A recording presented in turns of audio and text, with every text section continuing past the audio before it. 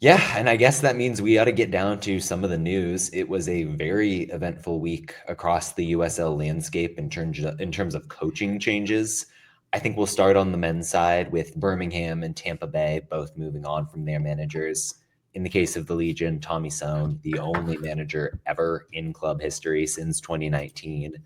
I can't remember. I think it was called a like mutual parting of ways if you are into the jargon that they throw out there.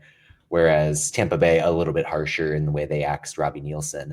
But yeah, thoughts on that? Starting with you, Ryan. Yeah, for Birmingham, it kind of felt like this was a decision that was going to come for a while. That they had been kind of going through a lull, and obviously after the signings that they had made over the offseason, they very much needed to be a lot better than what we saw. Maybe they got dealt a hard hand of a schedule to open the year, but it was always kind of disappointing. You kind of have to ask questions if it was the right time to make the decision now rather than actually make it during the offseason, but it was clear they tried to make it work, almost Eric Ten Hag, Manchester United style. But from the other hand, from Tampa Bay's perspective, I think Nicholas Murray had put it best during his during his kind of post on Blue Sky, where he was saying it's like if something clearly wasn't working, it was almost best to make the decision now before you let the rest of the season kind of move forward and see if there's anything else that could almost be salvaged from the year. I almost want to think the fact that Sacramento was able to hire Neil Collins this year almost really started to get the ball rolling on moving on from this managerial hire for Tampa Bay. So it'll be interesting to see where they go, especially since they have a very informed Naples team tomorrow night. No, absolutely. And I think both of these were the right calls ultimately.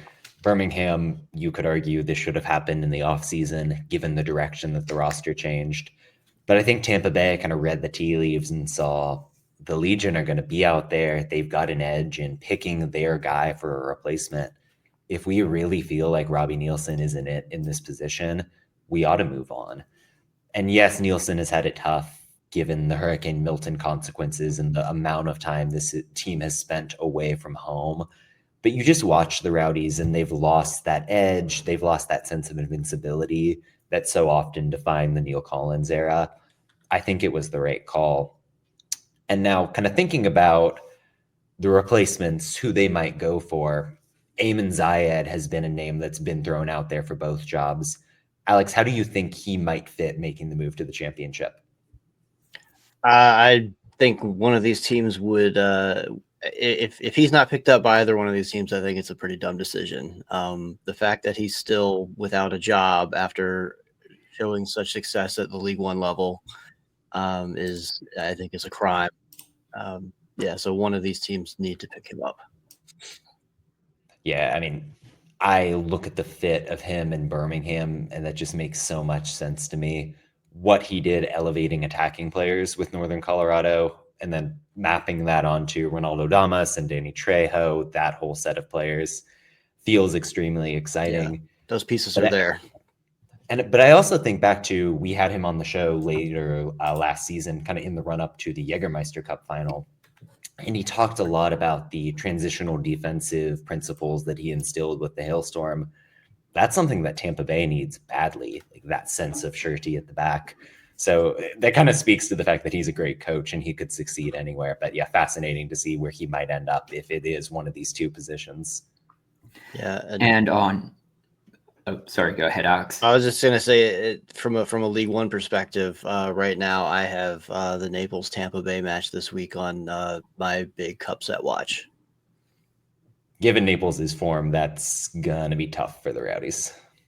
And that could be something that you could possibly find an edge in terms of odds if you're looking into when they're posted tomorrow. But one thing I have circled is on May 3rd, Tampa Bay will be hosting Birmingham in their first meeting of the season. So it'll be interesting to see if either club has hired a permanent manager by then and just where things might have shaken out by the end of the month. Yeah, and I guess that's the other thing we should note. Steve Coleman, who has experience in the New Zealand national setup, he was an assistant with Loudon last year. He's the interim coach in Tampa Bay and has been somewhat vocal about the fact that the job might be his for the rest of the year. So this conversation could be for naught on the Rowdy side. We'll have to see how that shakes out, but interesting nonetheless. kind of pivoting over to the Super League side of things, where we saw yet another coaching change, just breaking news this afternoon. Brooklyn FC, who started the 2024-2025 campaign so brilliantly, electing to let Jessica Silva go. It's a bold change, but in the wake of the 5-0 loss to Carolina this weekend, you didn't not see it coming. Any thoughts on that one? Yeah, we had saw how Brooklyn had started off the year, or the second half of the year in the spring season, and just for as long as they went without a win, it almost felt like you had to stop the bleeding at some point and make a change. We had saw DC Power had made a change when it felt like it wasn't working out for them, and it almost felt like a matter of time before Brooklyn either won a game and got back on track, or they went through a managerial change, which we just saw. They're still remarkably in a playoff spot, but we have a 3-way tie for third right now on 33 points, so they could very well be dropping out of that within the next couple days as well. Yeah, it's going to be interesting to see how Brooklyn kind of reacts to this, but this, just the run of form that they had been on and where they are right now, it isn't an undeserved change. Yeah, I mean, watching that game over the weekend, it felt like more of the issues that we've seen throughout the spring stretch of the season. I think what's so startling when I watch Brooklyn play is that the principles really haven't changed. They're pressing high. They want to use that 4-1-4-1 shape to get aggressive in the midfield. They leave space between the lines, but the goal has been don't let them have time to pick out passes into it. And they simply haven't been able to execute. I think about the goals that Carolina scored, where players like Taylor Porter were able to drop in and find their opportunities to kind of play passes over the top. There was just too much room in that space between defense and midfield. And Silva, who did such a great job instilling this in the first place, didn't have that plan B that I think a good manager needs to have. So tough position for Brooklyn. You hope that whoever comes in can kind of bring in a new manager bounce towards the end of the season. Is Spokane?